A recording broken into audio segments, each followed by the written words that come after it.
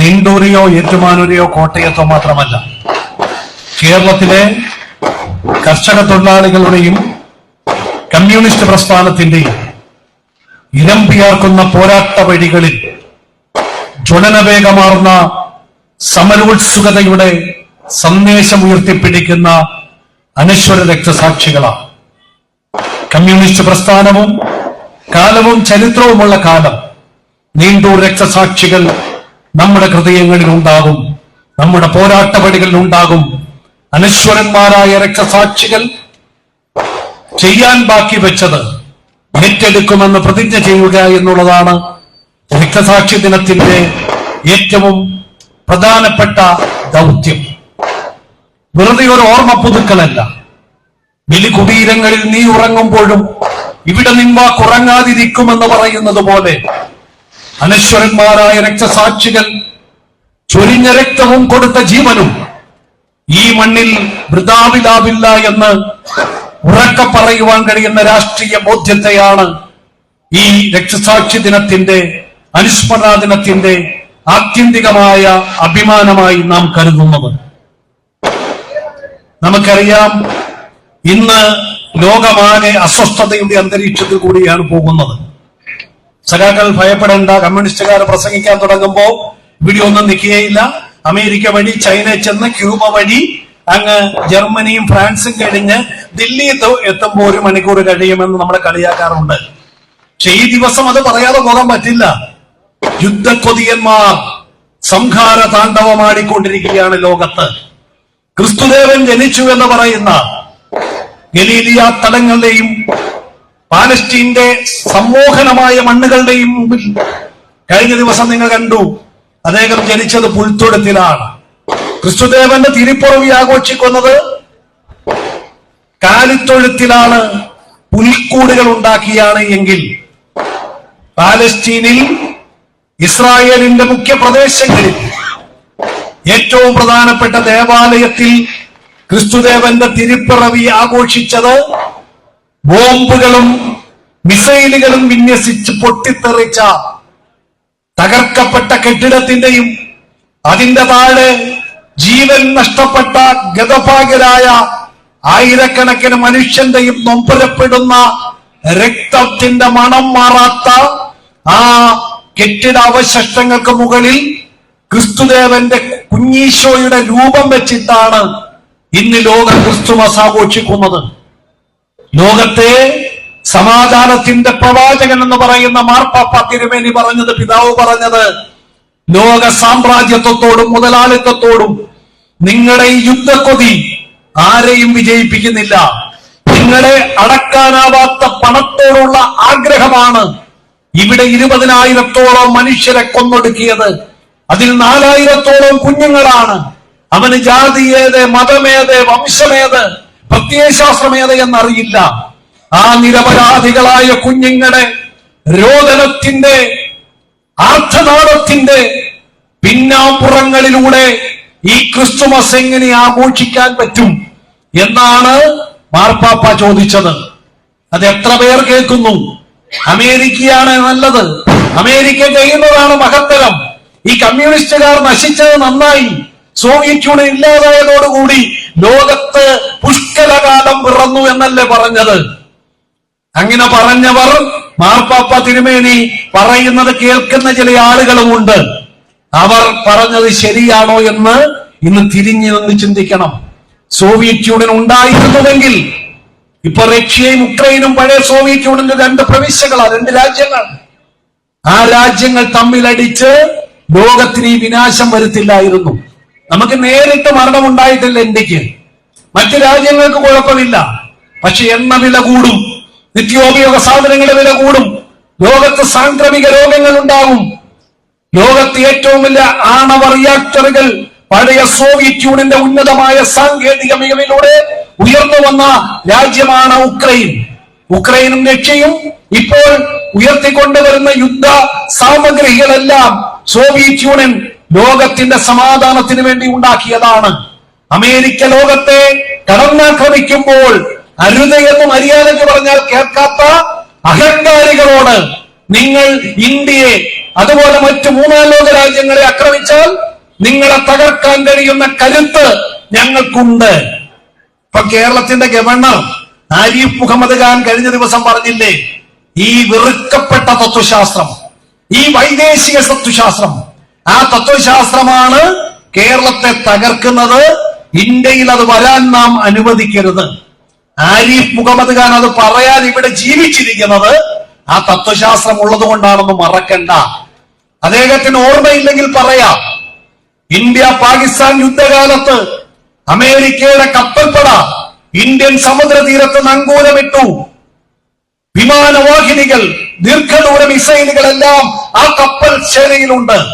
അവിടെ വെച്ച് അമേരിക്ക ഇന്ത്യയെ ആക്രമിക്കാൻ, ഇന്ത്യയിലെ സുപ്രധാനമായ മുംബൈയും കൽക്കട്ടയും അടങ്ങുന്ന തുറമുഖ നഗരങ്ങൾ ആക്രമിക്കാൻ തയ്യാറായപ്പോൾ സോവിയറ്റ് യൂണിയൻ പറഞ്ഞു, നിങ്ങൾ ഇന്ത്യ തൊട്ടാൽ ഞങ്ങൾ വാഷിംഗ്ടൺ ചാമ്പലാക്കും, അമേരിക്കയുടെ കേന്ദ്രം ഞങ്ങൾ തകർക്കും, ഇന്ത്യയെ നിങ്ങൾ തൊട്ടാലെന്ന് പറയാൻ സോവിയറ്റ് യൂണിയൻ ഉണ്ടായിരുന്നത് കൊണ്ടാണ് ഇന്ത്യ ഇപ്പോൾ ഇന്ത്യയായി നിൽക്കുന്നത്. അല്ലെങ്കിൽ ഇറാഖും അഫ്ഗാനിസ്ഥാനും പോലെ മരുപ്രദേശമായി ഇന്ത്യ മാറുമായിരുന്നു അന്ന് സോവിയറ്റ് യൂണിയൻ ഇല്ലായിരുന്നുവെങ്കിൽ. ആരിഫ് മുഹമ്മദ് ഖാനും കാണില്ല, നമ്മളും കാണില്ല, ഈ രാജ്യവും കാണില്ലായിരുന്നു. അതാണ് ഈ ചെഞ്ചോരക്കൊടിയുടെ തത്വശാസ്ത്രത്തിന്റെ കരുത്ത്. അതില്ലാതെ പോയതാണ് ഇന്ന് ലോകത്ത് അനുഭവിച്ചുകൊണ്ടിരിക്കുന്ന ഈ മഹാദുരന്തങ്ങൾ. പാലസ്തീനിലെ കുഞ്ഞുങ്ങൾ അവർ മുസ്ലിമാണോ ക്രിസ്ത്യാനിയാണോ ഹിന്ദുവാണോ എന്നൊന്നും നാം നോക്കണ്ട. ഒന്ന് പൊട്ടിക്കരയാൻ മനസ്സുള്ളവരാണ് മനുഷ്യർ. അതില്ലാതെ അവരുടെ ജാതിയും മതവും നോക്കി കണക്കുകൾ തീർക്കുന്ന ആളുകൾ നമ്മുടെ നാട്ടിലുമുണ്ട്. വാഗ്ദത്ത ഭൂമിയാണ്, ഇസ്രായേലാണ് ക്രിസ്തുവിന്റെ നിലനിൽ എന്ന് പറയുന്നവർക്ക് ഇന്നലെ മാർപ്പാപ്പ മറുപടി കൊടുത്തിട്ടുണ്ട്. 2000 വർഷം മുമ്പ് ക്രിസ്തുദേവനെ ക്രൂശിക്കാൻ കാൽവരിയിലേക്ക് കൊണ്ടുപോകുമ്പോൾ, ക്രിസ്തുദേവൻ പിറന്നപ്പോഴും പണ്ട് ശ്രീകൃഷ്ണ ഭഗവാൻ ജനിച്ചപ്പോൾ ആ കൃഷ്ണൻ തനിക്ക് നാളെ വിനാശമുണ്ടാക്കും, തനിക്ക് കുഴപ്പമുണ്ടാക്കുമെന്ന് കരുതി കംസനെ എന്ന് പറയുന്ന ആ തെറ്റായ സന്ദേശത്തിന്റെ ആൾ കുഞ്ഞുങ്ങളെ കൂട്ടത്തോടെ കൊന്നതുപോലെ ക്രിസ്തുദേവൻ ജനിക്കുന്ന സമയത്ത് ഇദ്ദേഹം നസ്രേനായ യേശു ഇസ്രായേലിന്റെ വീണ്ടെടുക്കപ്പെട്ടവനായി വരും, തങ്ങളെ പോലെയുള്ള തെറ്റിന്റെ ആളുകൾക്ക് നിലനിൽക്കാൻ കഴിയില്ല എന്ന് മനസ്സിലാക്കുമ്പോഴാണ് ഹെരോദാവ് 2 വയസ്സ് വരെയുള്ള കുഞ്ഞുങ്ങളുടെ തലവെട്ടി അവസാനിപ്പിക്കാൻ തീരുമാനിച്ചത്. പക്ഷെ ക്രിസ്തുദേവൻ അവിടെ രക്ഷപ്പെട്ടു. ആ ക്രിസ്തുദേവനാണ് പിന്നെ കാൽവരിയിലേക്ക് കടന്നു വന്നത്. കാൽവരിയിലേക്ക് വന്നപ്പോഴും ഈ ജൂത ജനത, ഇപ്പോൾ പാലസ്തീനിലെ പാവപ്പെട്ട മനുഷ്യനെ കൊന്നൊടുക്കുന്ന ജൂത സമൂഹത്തിന്റെ പരീശന്മാർ കന്നാസും കയ്യഫാസും അന്ന് ചെയ്തത് എന്താ? ക്രിസ്തുദേവൻ നീതിമാനാണെന്ന് പീലാത്തോസിന് അറിയാം. പീലാത്തോസ് പറഞ്ഞു, എല്ലാ ഒരുക്ക നാളുകളിലും ഒരാളെ ഞാൻ വെറുതെ വിടുക പതിവുണ്ടല്ലോ. ഈ യഹൂദന്മാരുടെ പെരുന്നാളിൽ നസ്രേനായ യേശുവിനെ ഞാൻ വെറുതെ വിടട്ടെ എന്ന് ചോദിച്ചപ്പോൾ ഇവർ വിളിച്ചു പറഞ്ഞ എന്താണെന്നറിയാമോ? പരീശന്മാർ, പ്രമാണിമാർ, പ്രഭുക്കന്മാർ, പുരോഹിത ശ്രേഷ്ഠന്മാർ പറഞ്ഞു, ബറബ്ബാസിനെ വിട്ടുവരിക, ക്രിസ്തുവിനെ ക്രൂശിക്കുക. ബറബ്ബാസ് എന്ന് പറഞ്ഞാൽ കള്ളനും കൊള്ളക്കാരനും കൊലയാളിയുമാണ്. അയാളെ വെറുതെ വിട്ടാലും ഈ നീതിമാനായ ക്രിസ്തുവിനെ ക്രൂശിക്കണമെന്ന് 2000 വർഷം മുമ്പ് പറഞ്ഞവന്മാരാണ് ഇന്ന് പാലസ്തീനിൽ പാവപ്പെട്ട മനുഷ്യനെ കൊന്നൊടുക്കുന്നത്. അത് തെറ്റാണ് എന്ന് ഉറക്കം പറയാൻ ആർജവമില്ലാതെ 4 വോട്ട് നോക്കി പോകുന്ന രാഷ്ട്രീയമാണ് ഇന്ത്യയിൽ കോൺഗ്രസ് കൈകാര്യം ചെയ്യുന്നത്. അതാണ് കോൺഗ്രസിന്റെ എല്ലാ കാലത്തെയും പ്രശ്നം. നമ്മൾ വായിക്കുന്നില്ലേ, പാലസ്തീനിലെ കൊച്ചു കുഞ്ഞുങ്ങൾ, ആ കുഞ്ഞുങ്ങളുടെ കയ്യിലും കാലിലും പേരെഴുതി വെക്കുക. എന്തിനാണ് ബാപ്പ എന്റെ കയ്യിൽ ഈ പേരെഴുതുന്നതെന്ന് ചോദിക്കുമ്പോൾ മറുപടി പറയാൻ കഴിയാതെ ഇടനെഞ്ചു പൊട്ടിക്കരയുന്ന ഉമ്മമാരും ബാപ്പമാരും എന്റെ മുന്നിലിരിക്കുന്ന സഹോദരിമാരെ പോലെ തന്നെയുള്ളവരാണ്, എന്റെ മുന്നിലിരിക്കുന്ന സഹോദരങ്ങളെ പോലെയുള്ളവരാണ്. നമ്മൾ കുഞ്ഞുങ്ങളെ എങ്ങനെ സ്നേഹിക്കുന്നു അതുപോലെ തന്നെ വളർത്തിക്കൊണ്ടുവരുന്ന കുഞ്ഞുങ്ങൾ അവരുടെ കയ്യിൽ പേരെഴുതി വെക്കുന്നത് ഈ ഇസ്രായേലികൾ വിന്യസിക്കുന്ന ബോംബുകളും മിസൈലുകളും പതിച്ച് കൈകാലുകൾ വേർപെട്ടു പോകുമ്പോൾ അതെടുത്തുകൊണ്ടുവന്ന ആരുടേതാണ് എന്ന് തിരിച്ചറിയാൻ അടയാളപ്പെടുത്തുകയാണ്. ലോകത്ത് സമാനതകളില്ലാത്ത ക്രൂരത അരങ്ങേറുന്നു അമേരിക്കയുടെ പിന്തുണയോടെ. ജൂത സമൂഹം ഒരു വശത്ത്, മറുവശത്ത് അമേരിക്കയുടെ പിന്തുണയോടെ പഴയ സോവിയറ്റ് യൂണിയന്റെ പ്രവിശ്യകളിൽ സമാധാന പകലയാണ്. യുദ്ധം ആരെയും വിജയിപ്പിക്കുന്നില്ല. യുദ്ധം ലോകത്തെ തകർക്കുകയേ ചെയ്യൂ. അത് പറഞ്ഞവരാണ് കമ്മ്യൂണിസ്റ്റുകാർ.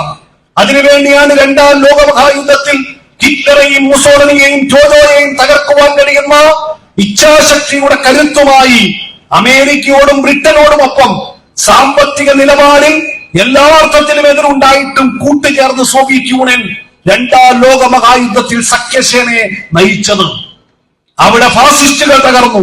പക്ഷെ സോവിയറ്റ് യൂണിയൻ 4 പതിറ്റാണ്ട് കഴിയുമ്പോൾ അമേരിക്കയുടെ ചാര സമൂഹത്തിന്റെ പിന്തുണയോടെ തകർക്കപ്പെടുമ്പോൾ ലോകത്ത് തകർന്നത് ലോകത്തിന്റെ സമാധാനമാണ്, ലോകത്തിന്റെ മുന്നേറ്റമാണ്, ലോകത്തിന്റെ പുരോഗതിയാണ്.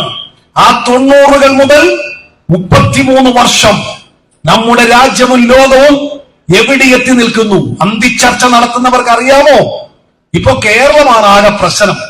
ചാനലുകൾക്ക്, പത്രങ്ങൾക്ക് കേരളം ഇന്ത്യ എന്ന് പറയുന്ന വലിയൊരു രാജ്യത്തിന്റെ ഒരു ഫെഡറൽ സംവിധാനത്തിന്റെ കൊച്ചു തുരുത്താണ്. Central list, state list, concurrent list, ഈ 3 അധികാര വിന്യാസത്തിൽ സെൻട്രൽ ലിസ്റ്റും കൺകറൻ ലിസ്റ്റും കൈകാര്യം ചെയ്യുന്നവർ കേന്ദ്രം.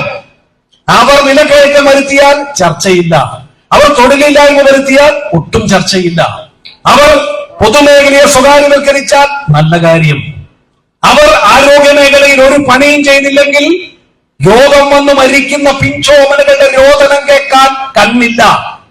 ഈ കേരളത്തിന് വെളിയിൽ എവിടെയെങ്കിലും ക്ഷേമ പെൻഷൻ ഉണ്ടോ? ഇല്ലേ ഇല്ല.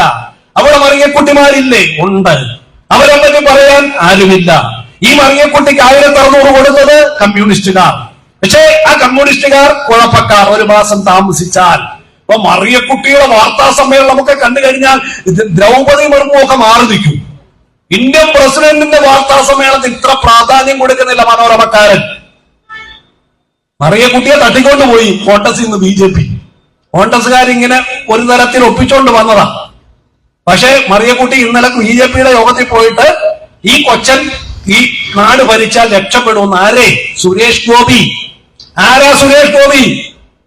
ഞാൻ നായരായി ജനിച്ചതിൽ എനിക്ക് പ്രയാസമുണ്ട്, അടുത്ത ജന്മത്തിൽ നമ്പൂരിയായി ജനിക്കാനാണെന്ന് ആഗ്രഹമെന്ന് പറഞ്ഞ സ്വന്തം വംശത്തെ പോലും അംഗീകരിക്കാൻ മടിയുള്ള ചാതുർവർഗത്തിന്റെ എല്ലാ തിന്മകളുടെയും കേന്ദ്രത്തിൽ ജനിക്കണമെന്ന് ആഗ്രഹിക്കുന്ന നെറികെട്ടവൻ ഇവിടുത്തെ ദലിതരെയും പിന്നോക്കക്കാരെയും സാധാരണ മനുഷ്യരെയും തകർക്കണമെന്ന് പറയുന്ന തത്വശാസ്ത്രം വിശ്വസിക്കുന്ന ആ മനുഷ്യൻ എന്റെ ഭരണാധികാരിയായി വരണമെന്ന് പാവപ്പെട്ട മറിയക്കുട്ടിയെ കൊണ്ട് പറയിപ്പിക്കുന്നവർ ആരാണ്? പണ്ട് പിതാവ് ഇവർ ചെയ്യുന്നതെന്നറിയേ ഇവരോട് ക്ഷമിക്കണമേ എന്ന് പറഞ്ഞതുപോലെ ഈ പാവപ്പെട്ട മറിയക്കുട്ടിയോട് ക്ഷമിക്കുക പിതാവേ, അവരെ കൊണ്ട് ഇത് ചെയ്യിക്കുന്നതാണ്. ഹൈക്കോടതിയിൽ പോവുക മറിയക്കുട്ടി. 1600 രൂപയ്ക്ക് വേണ്ടി 25,000 ഹൈക്കോടതിയിൽ മുടക്കുക.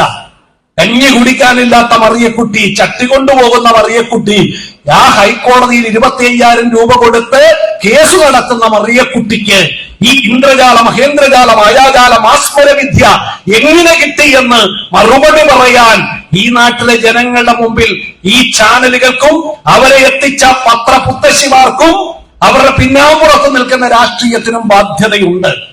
കാലം കണക്ക് ചോദിക്കും, ഒരു സംശയമില്ല. ഇവിടെ വാസവൻ ചേട്ടൻ പറഞ്ഞല്ലോ, നായനാർ ഗവൺമെന്റിന്റെ കാലത്ത് ആരംഭിച്ച ക്ഷേമ പെൻഷൻ പദ്ധതികൾ അത് 600-ൽ നിന്നും 1600 ആക്കി പിണറായി ഗവൺമെന്റാണ് 7 വർഷം കൊണ്ട് മാറ്റിയത്.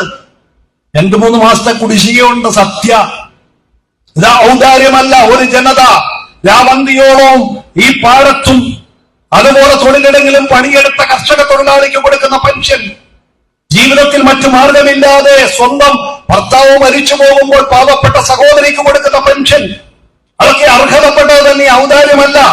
ഔദാര്യമെന്ന് പറഞ്ഞല്ല കമ്മ്യൂണിസ്റ്റ് ഗവൺമെന്റ് കൊടുത്തത്. അവർക്ക് ജീവിക്കാൻ വേണ്ടി ഉള്ള ഒരു അവകാശം തന്നെയായിട്ടാണ് കൊടുക്കുന്നത്. ഈ സാമ്പത്തിക പ്രതിസന്ധിയിൽ നട്ടം തിരിയുമ്പോഴും ആ പെൻഷൻ ഉയർത്തിക്കൊണ്ട് അവർക്ക് കൊടുക്കുന്ന ഒരു ഗവൺമെന്റ് 1 മാസം താമസിച്ചു പോകുമ്പോൾ അപ്രതീക്ഷിതമായി മറിയക്കുട്ടിമാർ പ്രത്യക്ഷപ്പെടുന്നത് ആകസ്മികമല്ല, അത് ബോധപൂർവം തന്നെയാണ്. അതിന്റെ പിന്നാമ്പുറങ്ങൾ തേടി പോകുമ്പോൾ കമ്മ്യൂണിസം അവസാനിക്കണമെന്ന് എത്ര കാലമായി നിങ്ങൾ ആഗ്രഹിക്കുന്നു. നിങ്ങൾ ബംഗാളിൽ കമ്മ്യൂണിസ്റ്റ് പാർട്ടി തകർന്നത് ഇവിടെ ചില ആളുകൾ പറയുന്നത് കേട്ടാ ഗവൺമെന്റ് കുഴപ്പമുണ്ടാ. നിങ്ങളൊന്ന് ആലോചിക്കുക, ഇപ്പോൾ മമതാ ബാനർജി 10-15 വർഷമായിട്ട് ഭരിക്കാൻ തുടങ്ങിയിട്ട് ബംഗാളിലെ കമ്മ്യൂണിസ്റ്റ് നേതാക്കന്മാരെ ആരെയെങ്കിലും ഒരു അഴിമതി കേസിൽ അറസ്റ്റ് ചെയ്തോ ഈ 15 വർഷമായിട്ട്? അതിന് മുമ്പുള്ള ഭരണകാലത്ത് ബുദ്ധദേവ് ഉണ്ടല്ലോ, ഇപ്പോ സൂര്യകാന്ത് മിശ്ര ഉണ്ടല്ലോ, ബിമൻ ദാസ് ഉണ്ടല്ലോ, ഒരുപാട് കമ്മ്യൂണിസ്റ്റ് നേതാക്കന്മാരുണ്ടല്ലോ. ഒരു നേതാവിനെയും അറസ്റ്റ് ചെയ്യാൻ മമതാ ബാനർജിക്ക് പറ്റില്ല. പറ്റാത്തത് അവർ കക്കാത്തത് കൊണ്ടാണ്. ആ കക്കാത്ത കമ്മ്യൂണിസ്റ്റുകാർ ബംഗാളിന്റെ ചരിത്രത്തെ മാറ്റിമറിച്ചവർ, ബംഗാളിൽ ജനകീയമായ ഇടപെടൽ നടത്തിയവർ, അവിടെ ഒരു വികസനം കൊണ്ടുവരാൻ പോയപ്പോഴാണ് നന്ദിഗ്രാം സിംഗൂർ ടാറ്റയുടെ പുതിയ ഫാക്ടറി, ആയിരക്കണക്കിന് തൊഴിലവസരങ്ങൾ കൊണ്ടുവന്നപ്പോഴാണ് ഈ കമ്മ്യൂണിസ്റ്റ് ഗവൺമെന്റ് ഇവിടെ അവസാനിക്കണമെന്ന് എത്രയോ കാലം അവർ പ്രവർത്തിച്ച് പ്രയാസപ്പെട്ട് പല തന്ത്രങ്ങളും വിന്യസിച്ചു. ആ തന്ത്രങ്ങളൊന്നും വിജയിച്ചില്ല. അവസാനം മാവോയിസ്റ്റുകളെ കൊണ്ടുവന്നു. മാവോയിസ്റ്റുകൾ എന്ന് പറഞ്ഞാൽ പ്രിയപ്പെട്ട സഖാക്കളെ നമ്മൾ തെറ്റിദ്ധരിക്കേണ്ട, നക്സൽ ഒന്നും അല്ല. ഇപ്പൊ നമ്മുടെ നവകേരള യാത്ര പോയപ്പോ വയനാട്ടിൽ ആ യാത്രയ്ക്ക് 8 കിലോമീറ്റർ അപ്പുറം ഒരു പിടി മാവോയിസ്റ്റുകൾ വന്നു. ആകസ്മികമല്ല. കബനി ദളം എന്ന് പറയുന്ന സൗത്ത് ഇന്ത്യ കേന്ദ്രീകരിച്ചുള്ള മാവോയിസ്റ്റുകളുടെ കൂട്ടം അവർ ടാർഗറ്റ് ചെയ്യുന്നത് കമ്മ്യൂണിസ്റ്റ് ഗവൺമെന്റിനെയാ. അവർക്ക് കോൺഗ്രസ് പ്രശ്നമല്ല, BJP പ്രശ്നമല്ല.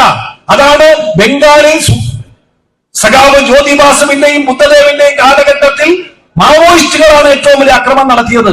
ഒരിക്കൽ പുരുളിയായിൽ ആകാശത്ത് നിന്ന് ആയുധം താഴേക്ക് വീണു. മനോരമ എഴുതിയെന്താ?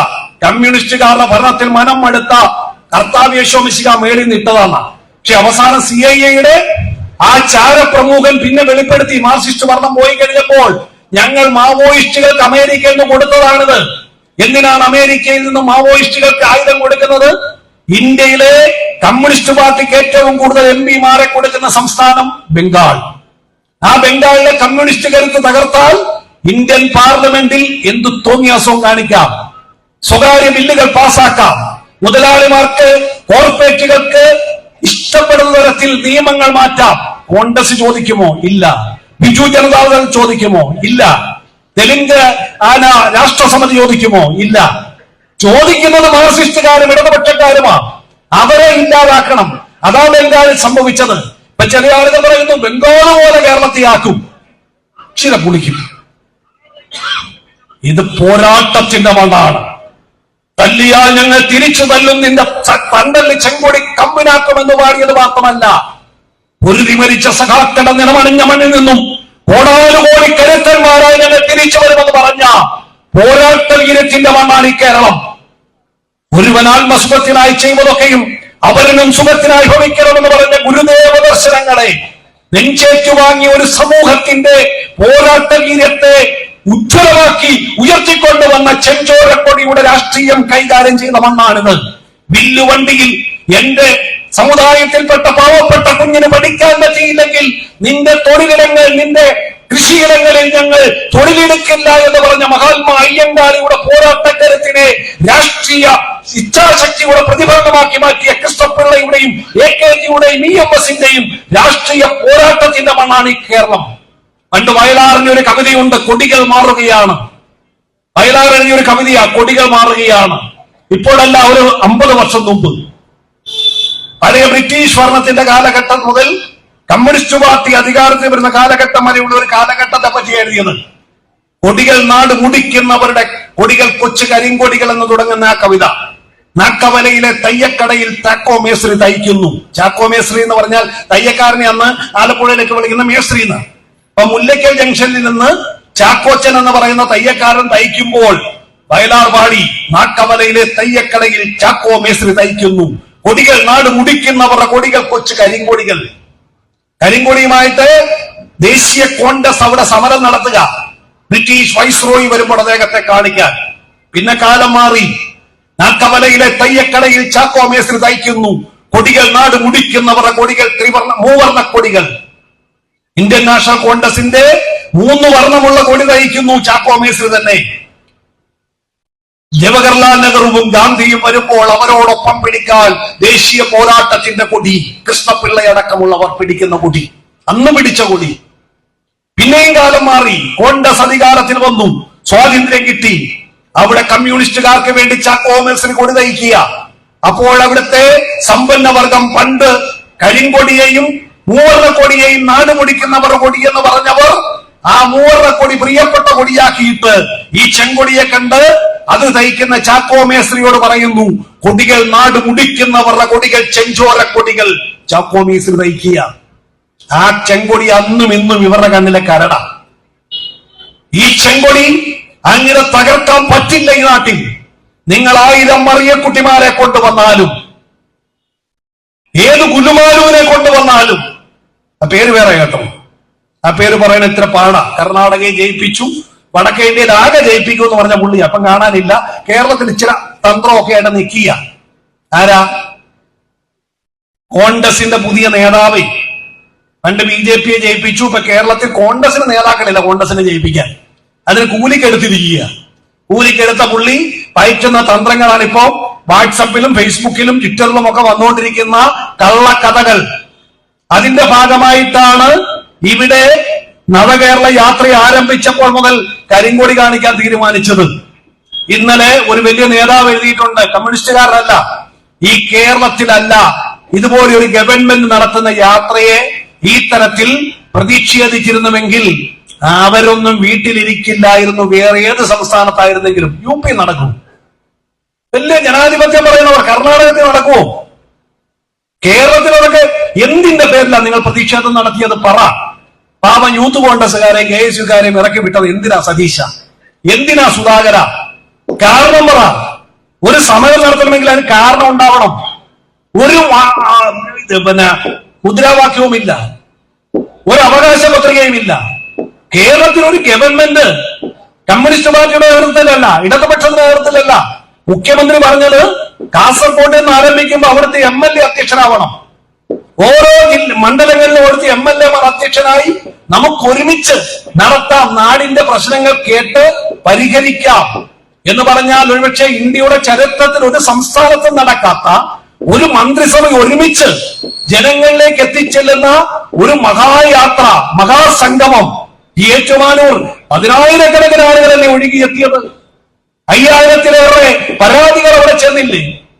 ആദ്യത്തെ ദിവസം കാസർഗോഡ് പരാതി കൊടുത്ത ആ കവറ്, പരാതി എടുത്തിട്ട് കവറ് അവിടെ കിടന്നു. മനോരമ പരാതികൾ ഇതാ ചവറ്റുകൊട്ടയിൽ. കവറെടുത്ത് കാണിച്ചപ്പോൾ അകത്ത് പരാതിയില്ല. കവർ കൊണ്ടുപോകണമെന്നില്ല, പരാതി കൊണ്ടുപോയാൽ മതി. കവർ കൊണ്ടുപോയിട്ട് പരാതി കളയുന്നവരാണ് ഇവരുടെ ഈ കപട രാഷ്ട്രീയക്കാര്. അതല്ല കമ്മ്യൂണിസ്റ്റ് പാർട്ടി പഠിച്ചതും ചെയ്യുന്നതും. ഇപ്പൊ പിണറായി വിജയൻ ഏറ്റവും മോശക്കാരൻ. അദ്ദേഹത്തിന്റെ വംശത്തെയും കുലത്തെയും നിങ്ങൾ അധിക്ഷേപിച്ചിട്ടില്ലേ? അദ്ദേഹത്തെ ലാവ്ലിൻ കള്ളൻ എന്ന് പറഞ്ഞ് 20 വർഷം വേട്ടയാടിയില്ല. ഞാൻ ഓർമ്മപ്പെടുത്തുക. ഇപ്പൊ എന്താ പറയാത്തത്? നമ്മുടെ പാർട്ടിയിൽപ്പെട്ട ആളുകൾ, പാവപ്പെട്ട തൊഴിലാളികളെ പോലും സംശയിപ്പിച്ച് നിർത്തിയില്ലേ പിണറായി വിജയൻ? കുഴപ്പക്കാരൻ, കള്ളൻ, ചുമ്മാ അങ്ങ് വിളിക്കുകയല്ലായിരുന്നു. എന്താ അദ്ദേഹം ചെയ്തത്?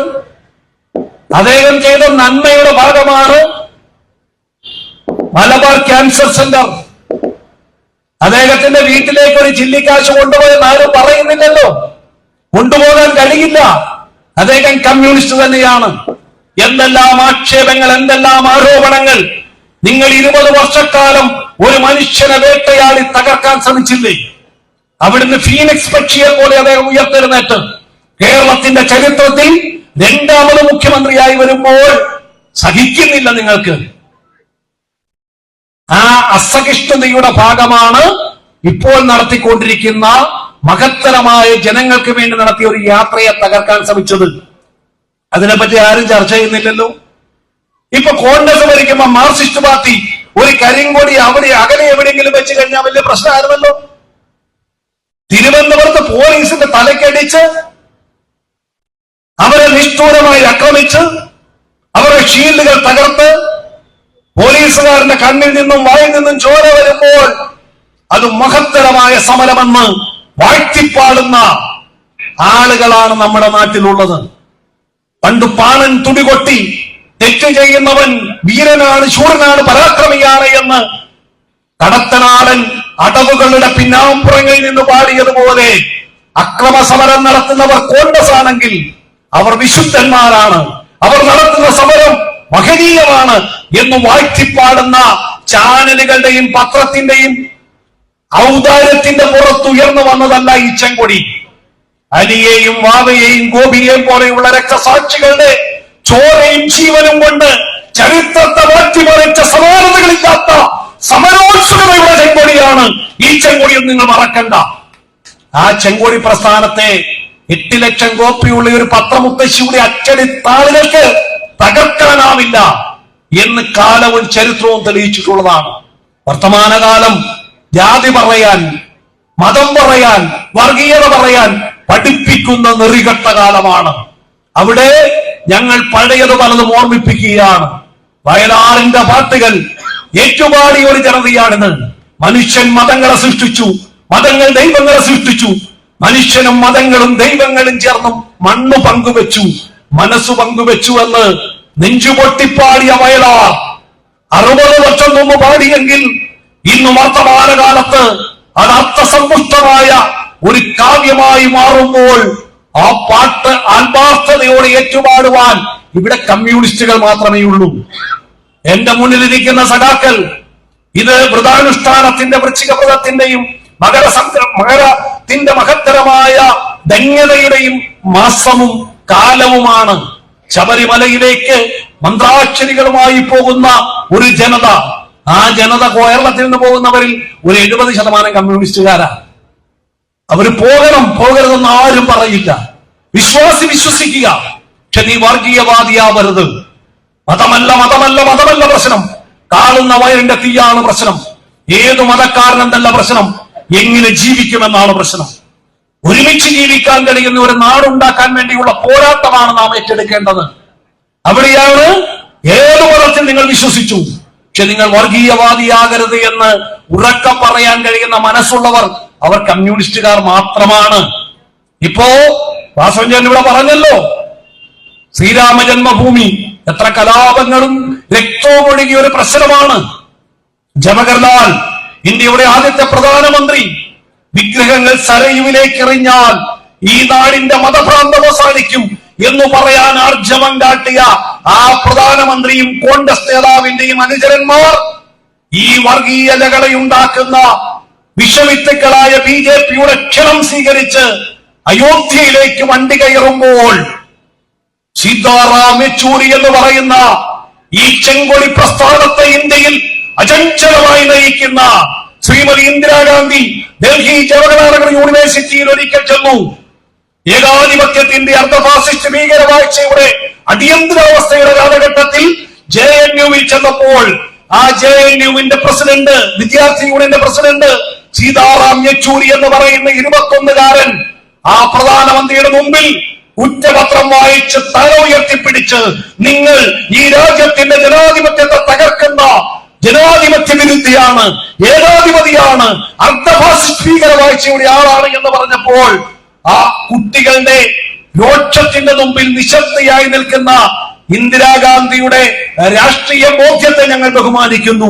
ആ ഇന്ദിരാഗാന്ധിയുടെ മുമ്പിൽ തല ഉയർത്തിപ്പിടിച്ച് ഉലക്കയുരുട്ട്, കാവടിയാട്ടം, പമ്പാവാസം, ഗരുഡൻ തൂക്കം എല്ലാം നടത്തിയ അടിയന്തരാവസ്ഥയുടെ കാലഘട്ടത്തിൽ ഒരു കോളേജിൽ പോയി തന്റേടത്തോടെ ഇന്ത്യൻ പ്രധാനമന്ത്രിയുടെ മുമ്പിൽ ഉയർന്ന രാഷ്ട്രീയ ബോധ്യത്തോടെ വർത്തമാനം പറഞ്ഞ ആ പയ്യൻ ഇന്ന് ഇന്ത്യയിലെ CPMന്റെ ജനറൽ സെക്രട്ടറിയാണ് സഖാവ് സീതാറാം.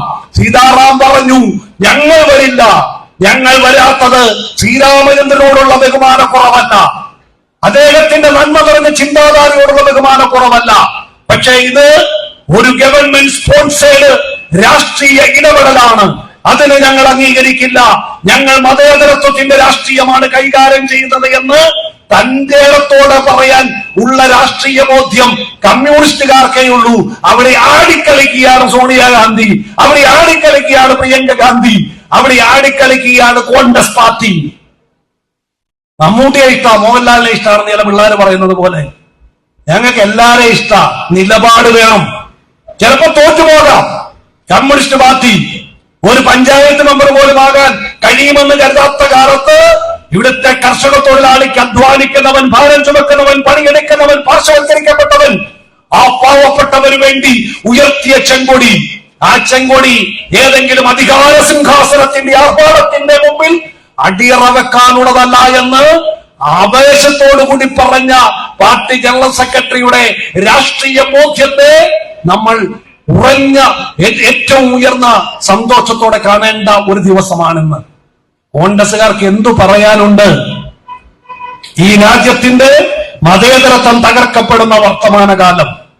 BJP വീണ്ടും ഒരു തെരഞ്ഞെടുപ്പ് വരികയാണ്. നിങ്ങൾ വടക്കേ ഇന്ത്യയിൽ കോൺഗ്രസ് ജയിച്ച സംസ്ഥാനങ്ങളെല്ലാം തോറ്റില്ലേ?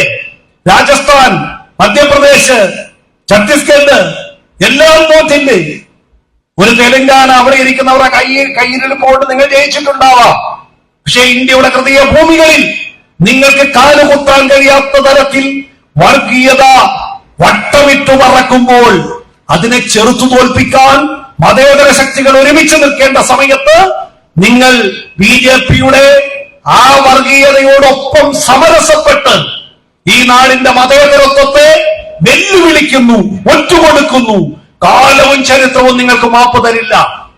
അതാണ് ഈ രക്തസാക്ഷി ദിനത്തിൽ കമ്മ്യൂണിസ്റ്റ് പാർട്ടിക്ക് വിനയപൂർവ്വം ഈ നാടിന്റെ മതേതര മനസ്സുകളോട് ഓർമ്മപ്പെടുത്താനുള്ളത്. കെട്ടും കെട്ടി ശബരിമലയ്ക്ക് ആരെ കാണാൻ? സ്വാമിയെ കാണാൻ. സ്വാമിയെ കണ്ടാൽ മോക്ഷം കിട്ടും. കല്ലും മുള്ളും കാലിക്കും എത്തി. അത് പറയുന്ന നന്മ എല്ലാ കാലത്തും നമ്മൾ നെഞ്ചേറ്റു വാങ്ങുന്നുണ്ട്. ആ മഹത്തരമായ ചിന്താധാര ഏത് മതം ഉയർത്തിക്കൊണ്ടുവന്നാലും അതിനെ നമ്മൾ അംഗീകരിക്കും. പള്ളിക്കും അമ്പലത്തിനും എതിരല്ല കമ്മ്യൂണിസ്റ്റുകാർ, ഒരു വിശ്വാസിക്കും എതിരല്ല. പക്ഷെ വിശ്വാസത്തിന്റെ പേര് പറഞ്ഞ് നിങ്ങൾ നടത്തുന്ന അപകടകരമായ പോക്കിനെ ഞങ്ങൾ എതിർക്കും. കാറ്റടിച്ചു കായലിലെ വിളക്കുമരം എന്ന് പാടുന്ന വയലാറിന്റെ വരികളിൽ ഉണ്ടല്ലോ, മനുഷ്യനെ സൃഷ്ടിച്ചത് ഈശ്വരനാണെങ്കിൽ ഈശ്വരനോടൊരു ചോദ്യം. നിങ്ങൾ ആ സ്വർഗത്തിൽ നിന്നും ആ കനിയെടുത്തു നൽകി ഞങ്ങളെ എന്തിനീ ദുഃഖക്കടലിലാക്കി? ഈശ്വരനെ സൃഷ്ടിച്ചത് ചെകുത്താനാണെങ്കിൽ ചെകുത്താനോടൊരു ചോദ്യം എന്ന ആ ചോദ്യങ്ങൾ ഉത്തരം കിട്ടാതെ ഈ നാട്ടിൽ ഇപ്പോഴും അലയടിച്ചുകൊണ്ടിരിക്കുകയാണ്. ഉത്തരം കിട്ടാത്ത ചോദ്യങ്ങൾ ഉത്തരം തേടിയുള്ള പ്രയാണത്തിലാണ് നമ്മൾ. ആ പ്രയാണത്തിൽ ശരിക്ക് വേണ്ടിയുള്ള ഇന്നല്ലെങ്കിൽ നാളുകളിൽ ആ ശരി നാട് തിരിച്ചറിയുമെന്ന് വിശ്വസിക്കുന്നവരാണ് നമ്മൾ കമ്മ്യൂണിസ്റ്റുകാർ. പ്രിയപ്പെട്ടവരെ, ആ പോരാട്ടം അത് ക്രിസ്തുദേവനാണെങ്കിലും പരമകാരുണ്യനായ അള്ളാഹു ആണെങ്കിലും ശ്രീരാമചന്ദ്രനാണെങ്കിലും ശ്രീകൃഷ്ണ ഭഗവാനാണെങ്കിലും അവരെല്ലാം സ്നേഹത്തെ പറ്റി തന്നെയാണ് പറഞ്ഞിരിക്കുന്നത്. ഇപ്പോൾ ഒരു പാർലമെന്റ് തെരഞ്ഞെടുപ്പ് വരുമ്പോൾ അതോടെ പറഞ്ഞ് ഞാൻ അവസാനിപ്പിക്കുകയാണ്. 5 വർഷം മുമ്പുള്ള ഒരു പാർലമെന്റ് തെരഞ്ഞെടുപ്പും അന്ന് വർഗീയത അഴിച്ചുവിട്ടൊന്നും നാം മറക്കണ്ട. ശബരിമലയിലെ സ്ത്രീപ്രവേശനം വേണമെന്ന് ആദ്യമേ പറഞ്ഞതാരാ? RSS നേതാവ് ഭയ്യാജി ജോഷി. പിന്നെ പറഞ്ഞതാരാ? കോൺഗ്രസിന്റെ നേതാവ് രാഹുൽ ഗാന്ധി. സുപ്രീം കോടതി വിധിച്ചു കഴിഞ്ഞപ്പോഴോ ഈ വിധിയെ സ്വാഗതം ചെയ്യുന്നു RSS, കോൺഗ്രസ്. പക്ഷേ പന്തളം കൊട്ടാരത്തിന്റെ നേതൃത്വത്തിൽ അവിടെ വലിയ ഒരു നാമജപ ഘോഷയാത്ര നടത്തിയപ്പോൾ ഇത് തങ്ങൾക്ക് ചില രാഷ്ട്രീയ നേട്ടത്തിന് കരുത്തേകുമെന്ന് കരുതി മറുകണ്ഠം ചാടി. അതല്ലേ ശബരിമലയിൽ സംഭവിച്ചത്? അന്നെന്താ പറഞ്ഞത്? അന്ന് പറഞ്ഞത് ഞങ്ങൾ ഈ സംഭവം വീണ്ടും അധികാരത്തിൽ വന്നാൽ, ഈ തെരഞ്ഞെടുപ്പിൽ അധികാരത്തിൽ വന്നാൽ ഇന്ത്യൻ പാർലമെന്റിൽ ഓർഡിനൻസ് കൊണ്ടുവരും BJP. കോൺഗ്രസ് പറഞ്ഞതോ സുപ്രീം കോടതിയിൽ ഞങ്ങൾ കക്ഷി ചേരും. BJP ഓർഡിനൻസ് കൊണ്ടുവന്നോ? ഇല്ല. കോൺഗ്രസ് കക്ഷി ചേർന്നോ? ഇല്ല. ഇപ്പോഴും ആ പ്രശ്നം സുപ്രീം കോടതിയുടെ മുമ്പിൽ നിൽക്കുന്നു. ശബരിമലയിൽ സമാധാനപരമായി കാര്യങ്ങൾ പോകുന്നു. ഇപ്പൊ സന്നിധാനത്തിൽ തിരക്കുണ്ട്. അവിടെ ഒരു പഴമയുടെ എല്ലാ നന്മയും നിറഞ്ഞു നിൽക്കുന്ന ഒരു പുണ്യ സ്ഥലമാണ്. അവിടെ ചുമ്മാ വഴിവെട്ടാനോ കാട് വെട്ടിത്തെളിക്കാനോ പൗരാണികമായ ശബരിമലയുടെ എല്ലാ നന്മയും നിലനിർത്തിക്കൊണ്ടോ അതിനെ പോകാൻ പറ്റും. അല്ലാതെ ആളുകൾ കൂടുതൽ വരുന്നു, വിശ്വാസികൾ അയ്യപ്പന്മാർ വരുന്നു എന്ന് പറഞ്ഞ് ആ പരിപാവനമായ പുണ്യസങ്കേതം തകർക്കാൻ പറ്റില്ല. പരിമിതികളുണ്ട്. അതിന് ചിലപ്പോൾ വാഹനങ്ങൾ തടഞ്ഞ് ക്രമീകരണങ്ങൾ ചെയ്യേണ്ടി വരും. അതെല്ലാം ആകെ കുഴപ്പം. ചില യജമാനന്മാർ ആജ്ഞാപിക്കുകയാണ് അടിയന്തരമായി പ്രശ്നം പരിഹരിക്കണം. അങ്ങനെ പരിഹരിക്കാൻ പറ്റുന്ന സ്ഥലമല്ലത്. അത് വിശുദ്ധമായ മണ്ണാണ്. മറ്റു സംസ്ഥാനങ്ങളിൽ നിന്ന്, വടക്കേ ഇന്ത്യയിൽ നിന്നും ആന്ധ്രയിൽ നിന്നും കർണാടകയിൽ നിന്നും തമിഴ്നാട്ടിൽ നിന്നുമൊക്കെ അയ്യപ്പ ഭക്തന്മാർ വരുന്ന മണ്ണാണ്. അവിടെ സമാധാനപരമായിട്ട് കാര്യങ്ങൾ പോകാൻ പറ്റൂ. കേരളത്തിന്റെ പ്രിയപ്പെട്ട മന്ത്രി രാധാകൃഷ്ണൻ മിനിസ്റ്റർ ഈ നവകേരള യാത്രക്കിടയിലും 3 ദിവസം അവിടെ പോയി നിന്ന് കാര്യങ്ങളെല്ലാം കണ്ടു, കാര്യങ്ങളെല്ലാം ചെയ്തു.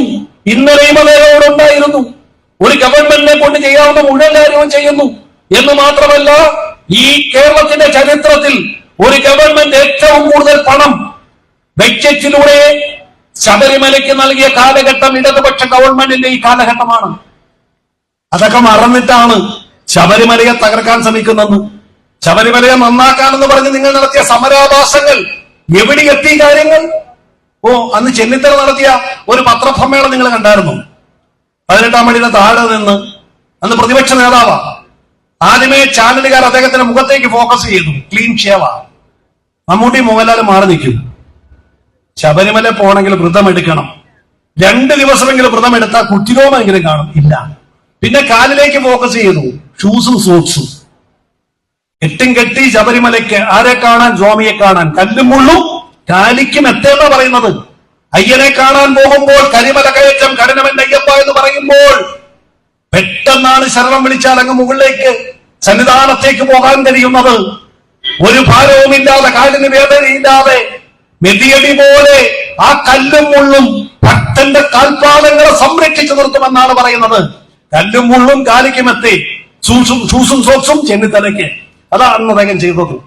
ആ പണിയാണ് ഈ കപട മതവിശ്വാസികൾ എന്ന് പറയുന്നവർ ചെയ്യുന്നത്. കമ്മ്യൂണിസ്റ്റുകാർ അതല്ല. നമ്മൾ എല്ലാ വിശ്വാസികളെയും സംരക്ഷിക്കുന്നവരാ. അവരുടെ വിശ്വാസത്തിനും ആചാരത്തിനും അനുഷ്ഠാനത്തിനും നമ്മൾ എതിർ നിൽക്കുന്നില്ല. പക്ഷെ ഒന്ന് നമ്മൾ പറയുന്നു, എന്റെ മതം മാത്രമേ ശരിയുള്ളൂ, ബാക്കിയെല്ലാം തെറ്റാണ്.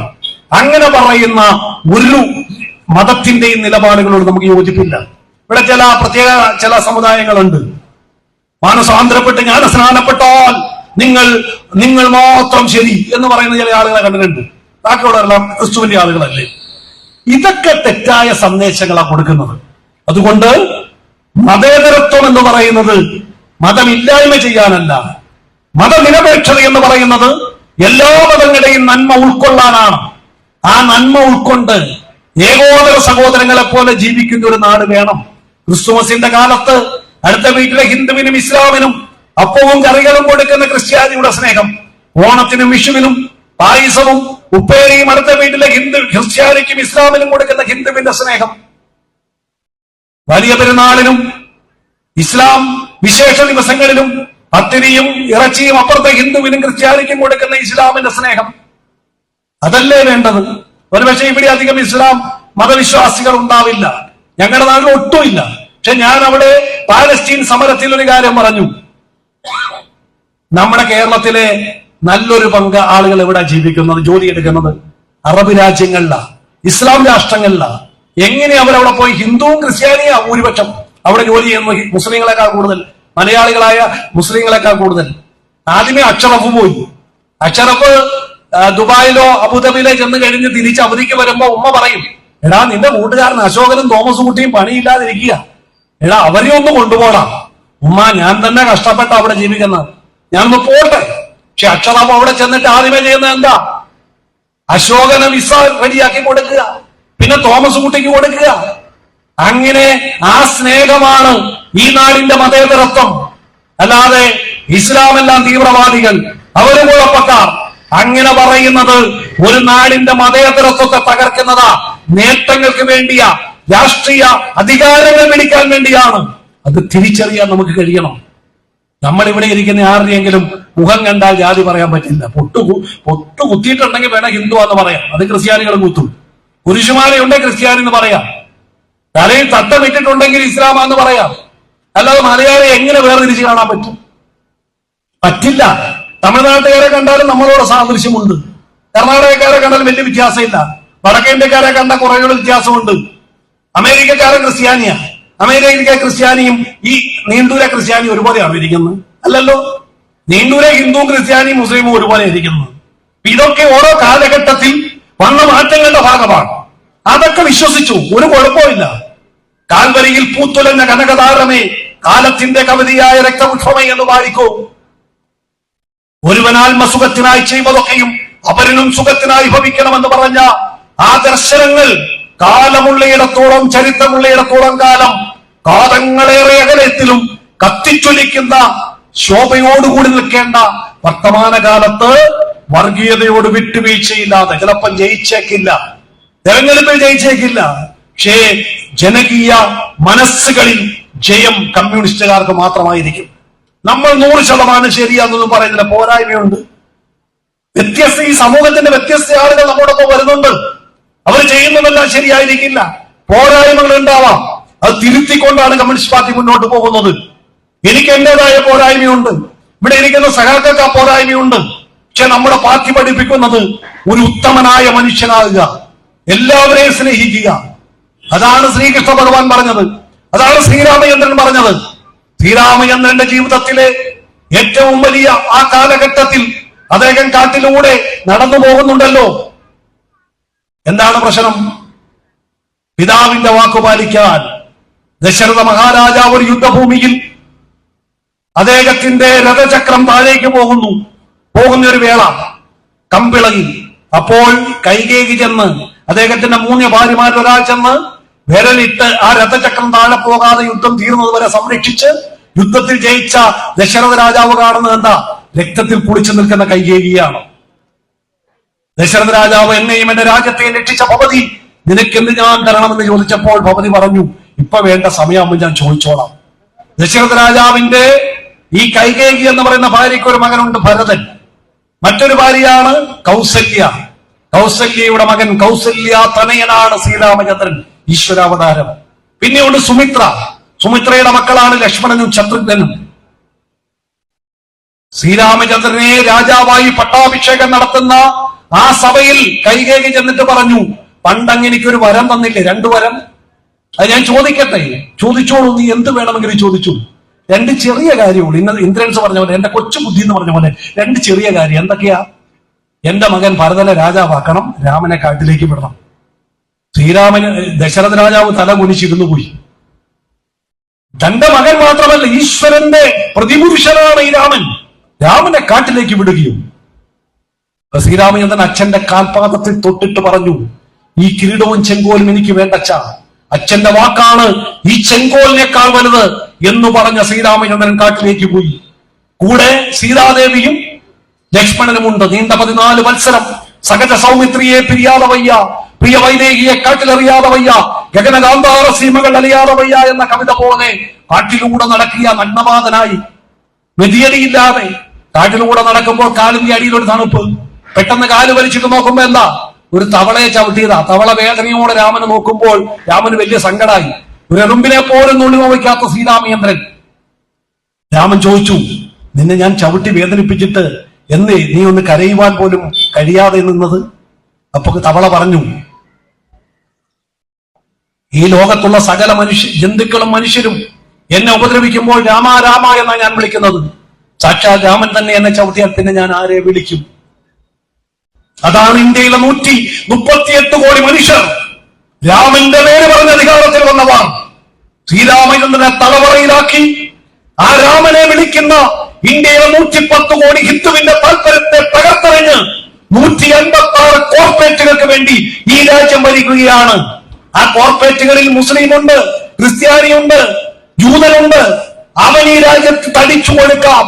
ശ്രീരാമചന്ദ്രനെ വിശ്വസിക്കുന്ന 110 കോടി ഹിന്ദു, തൊഴിലില്ലാത്തവർ, കർഷക സമരം നടത്തുന്നവർ, പൊതുമേഖല ജോലി പോയവർ, കുട്ടികളെ പഠിപ്പിക്കാൻ കഴിയാത്തവർ, ആ ഹിന്ദുവിന് വേണ്ടി ഈ BJP എന്ത് ചെയ്യുന്നു എന്ന ചോദ്യത്തിന് മറുപടി പറയേണ്ട കാലമാണിത്. മനുഷ്യന്റെ പ്രശ്നം ഒന്നാണ്, അതിന് മതവും ജാതിയുമില്ല. ആ മനുഷ്യന്റെ അടിസ്ഥാന പ്രശ്നം പരിഹരിക്കാൻ വേണ്ടിയുള്ള ഉജ്ജ്വലമായ പോരാട്ടമാണ് ഇന്ത്യയിൽ ഇടതുപക്ഷ പ്രസ്ഥാനം CPIM ഏറ്റെടുക്കുന്നത്.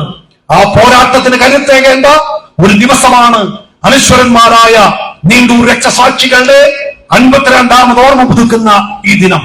ആ പ്രിയപ്പെട്ട സഖാക്കളുടെ ഓർമ്മ നമ്മുടെ പോരാട്ടങ്ങൾക്ക് കരുത്തേകട്ടെ എന്ന് മാത്രം സൂചിപ്പിച്ചുകൊണ്ട് പഴയ പാട്ടുകൾ മറക്കണ്ട, പഴയ പോരാട്ടങ്ങൾ മറക്കണ്ട. മാരിവില്ലിൻ തേന്മലരെ മാഞ്ഞു പോകയോ, നീളെ പാടങ്ങളെല്ലാം പ്രതിതൊളി നിൽക്കേ, തേന്മഴ പെയ്യാൻ ഉൾക്കുളിർ പാകാൻ നീ വരില്ലയോ എന്ന് ചോദിക്കുമ്പോൾ ഞങ്ങൾ വരും.